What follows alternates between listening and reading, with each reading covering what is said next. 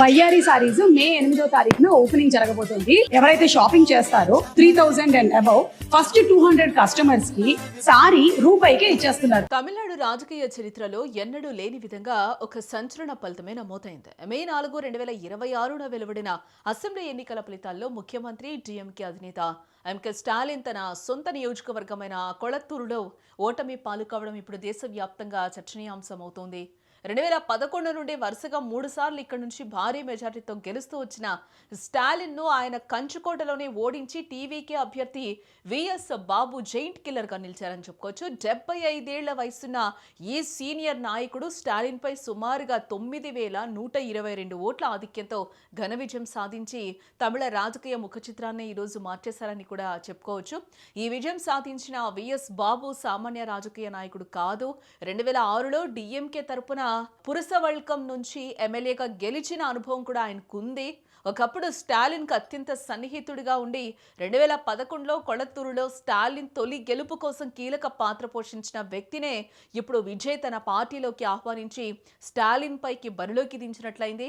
రాజకీయ విభేదాల వల్ల డిఎంకే ఆ తర్వాత అన్నా డిఎంకేలో ఉన్న బాబు ఎన్నికలకు సరిగ్గా ముందు ఫిబ్రవరి 7, 2026న టీవీకేలో చేరారు.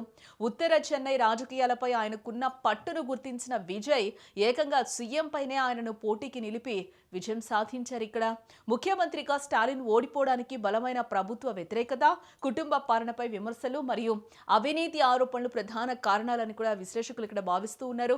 అటు మరోవైపు చూస్తే యువతలో నటుడు విజయ్ పట్ల ఉన్న విపరీతమైన క్రేజ్, అలాగే ముఖ్యంగా పట్టణ ప్రాంత ఓటర్లను టీవీకే వైపు మళ్లించాయని చెప్పుకోవచ్చు.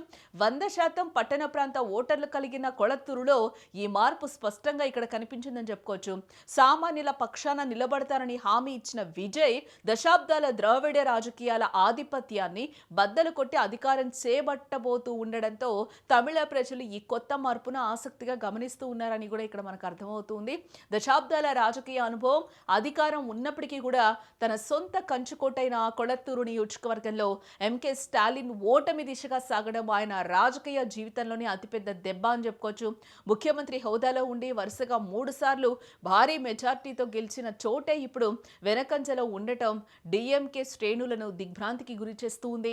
అటు రాజకీయాల్లోకి ఇప్పుడే వచ్చిన నటుడు విజయ్ పార్టీ అభ్యర్థి ఇక్కడ ఆధిక్యం సాధించడం అంటే అది కేవలం ఒక నియోజకవర్గ ఫలితం మాత్రమే కాదు, స్టాలిన్ నాయకత్వంపై ప్రజల్లో ఉన్న తీవ్ర అసంతృప్తికి నిదర్శనంగా కూడా ఇక్కడ మనకు కనిపిస్తూ ఉంది.